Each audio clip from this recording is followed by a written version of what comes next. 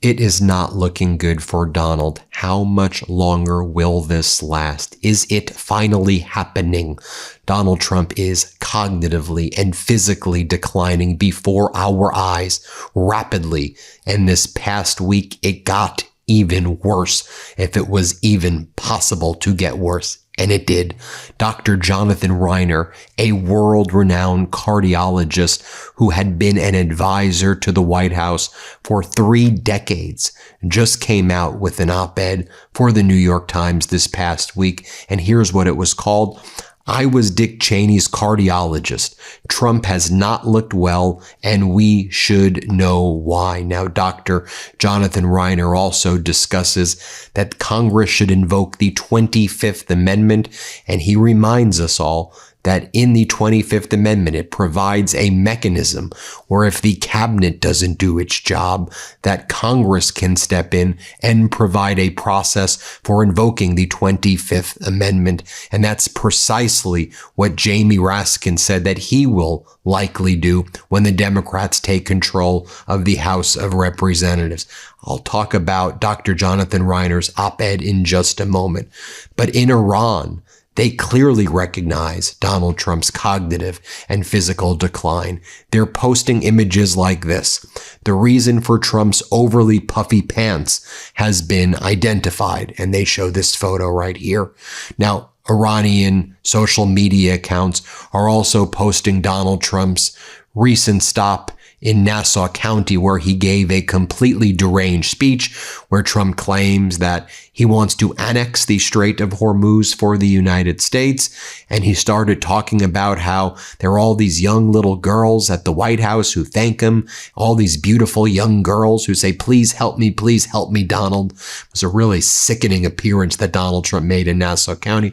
But what the Iranian social media accounts are also pointing out is that it appeared Donald Trump was wearing an adult diaper or something of that nature. Here's what the Iranian accounts were posting. He can't even control his own bowels, the Iranian social media accounts state. Yet he talks about controlling the Strait of Hormuz. Idiot is what they say.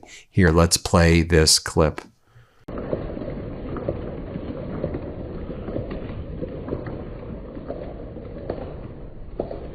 Now, of course, we've seen all of the photos and videos of Donald Trump falling asleep at the various cabinet meetings. He falls asleep at Camp David. He falls asleep always at the Oval Office. He's almost always falling asleep during the day when he's not the person doing the talking at the various meetings where we see him. Now, talk about Dr. Jonathan Reiner's op-ed in a moment, but the White House is now going after Dr. Jonathan Reiner.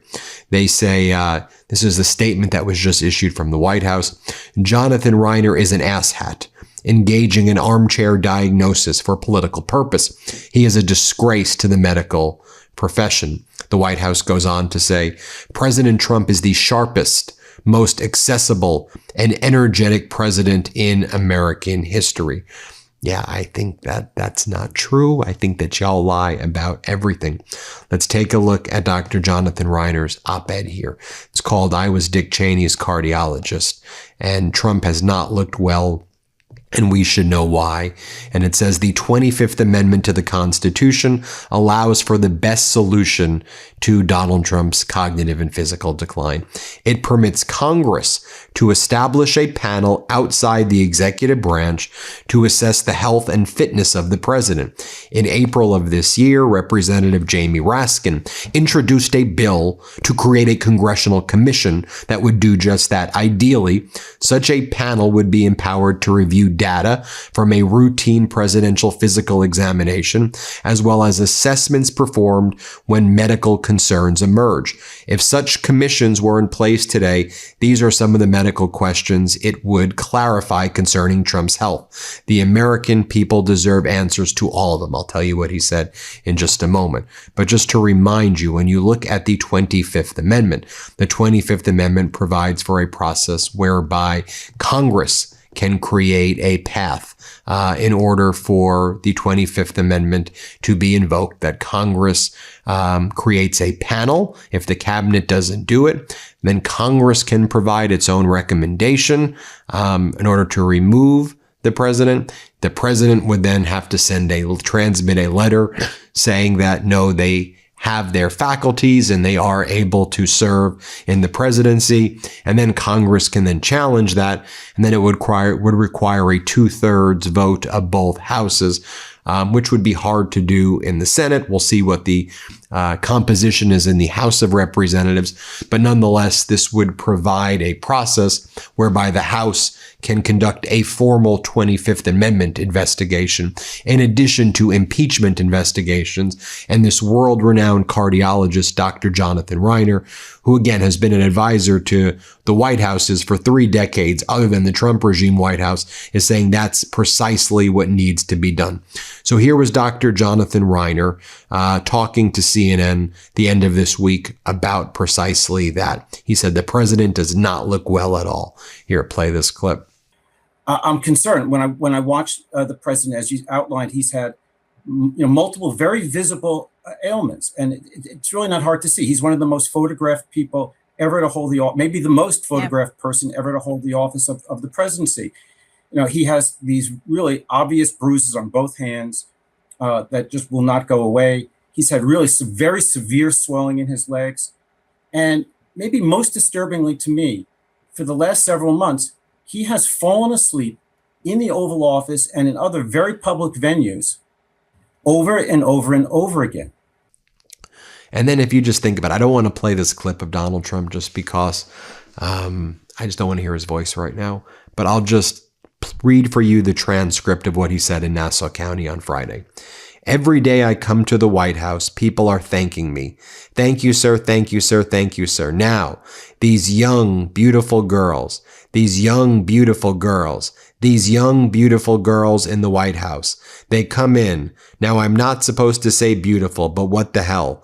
These young, these gorgeous, these young, beautiful girls, they want to be safe and they come. Mr. President, I speak to you. Yes? Thank you, sir. Thank you. I said, why are you thanking me, sir?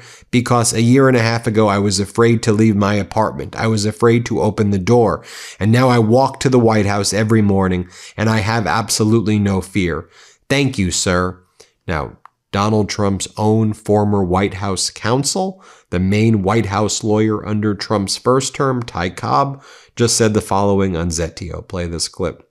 But the cognitive decline is real. Certainly the country can see that as these despicable memes that he posts of Obama being arrested in the Oval Office, him in a fighter plane pouring excrement over the No King's Day protesters, his phrase yesterday and criticizing El Sayed, who was the primary winner in the Michigan Senate race, the kind of things that basically have drained the dignity from the office of the president and demeaned our country around the world. Those are signals of serious cognitive decline. He's always been a malignant narcissist, but that narcissism now has no frontal lobe restraints, and his sundown. I mean, the fact that many of these things happen between 2 and 4 in the morning, and he falls asleep in cabinet meetings and other public appearances. All of those are indicative of serious, frontal lobe illness. The last time you now back to top cardiologist Dr. Jonathan Reiner. Here's what he has to say about Donald Trump sleeping all the time. Let's play it. If you come to see me in my clinic, and while you're talking to me, I pass out, you'll probably find another doctor. If you had to worry that your pilot in the cockpit was going to fall asleep during landing or takeoff, you would probably not fly on that airplane. So why is it acceptable in this country at this time, in this perilous time, for the president of the United States to have a really dramatic problem staying awake?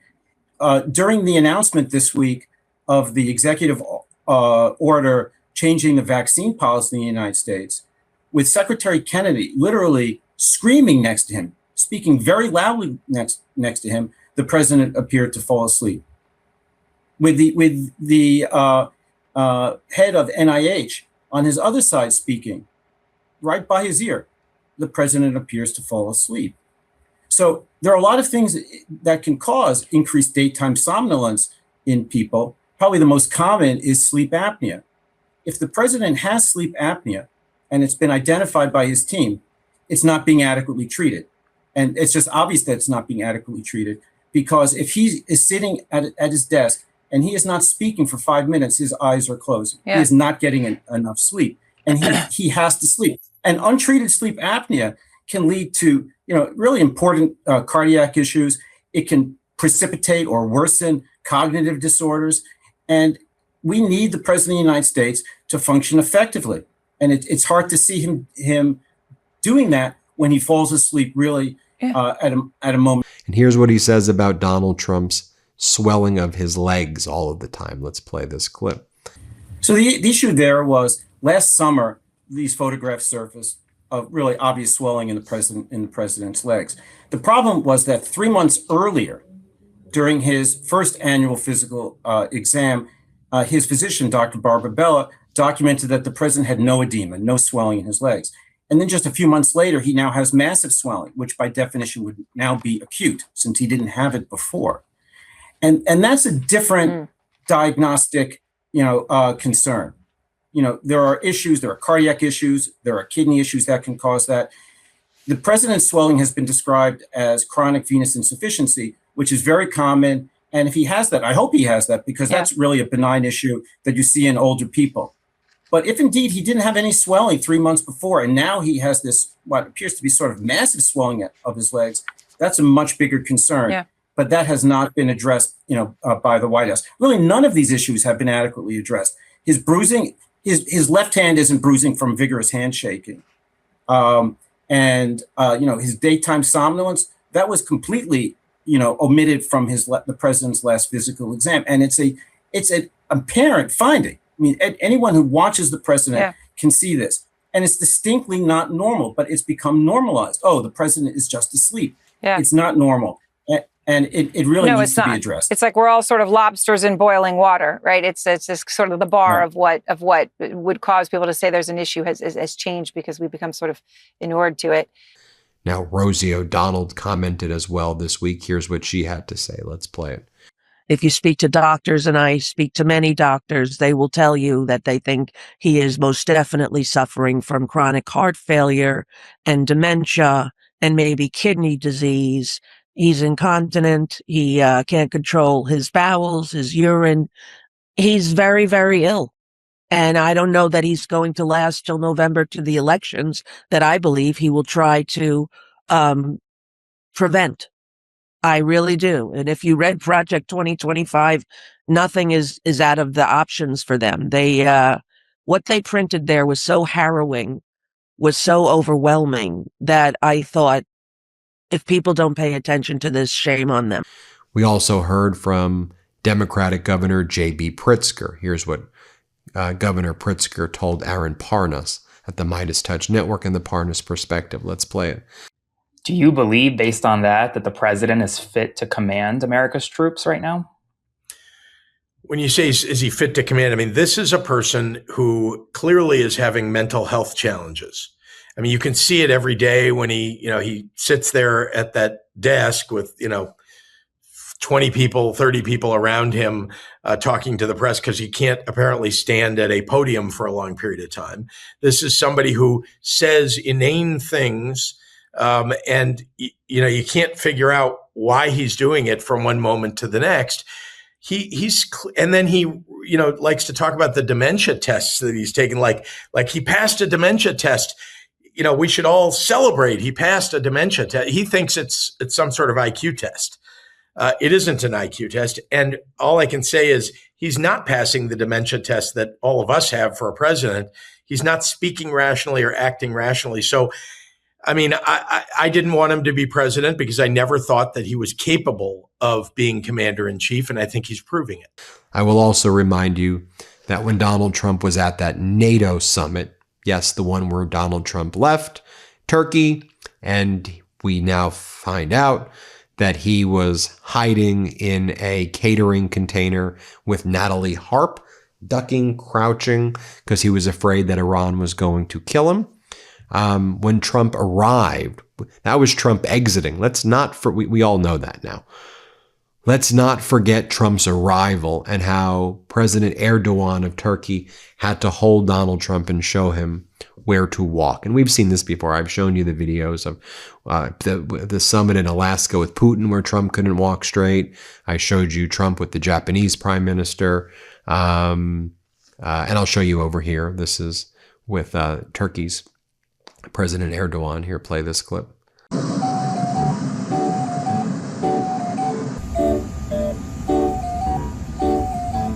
And then, as Ty Cobb was talking about too, all these bizarre memes that, I mean, Trump's up at all hours just posting these bizarre memes of him and George Washington, of AI memes of him as a pirate, AI memes of him, just the strangest, most deranged stuff in the world. Anyway, hit subscribe. Let's get to 7 million subscribers. And thanks everybody for watching. Hey, if you want the full story, how democracy got here and how we take it back, pre-order our new book, WTF America, today. Just scan the QR code or click the link in the description. Let's do this.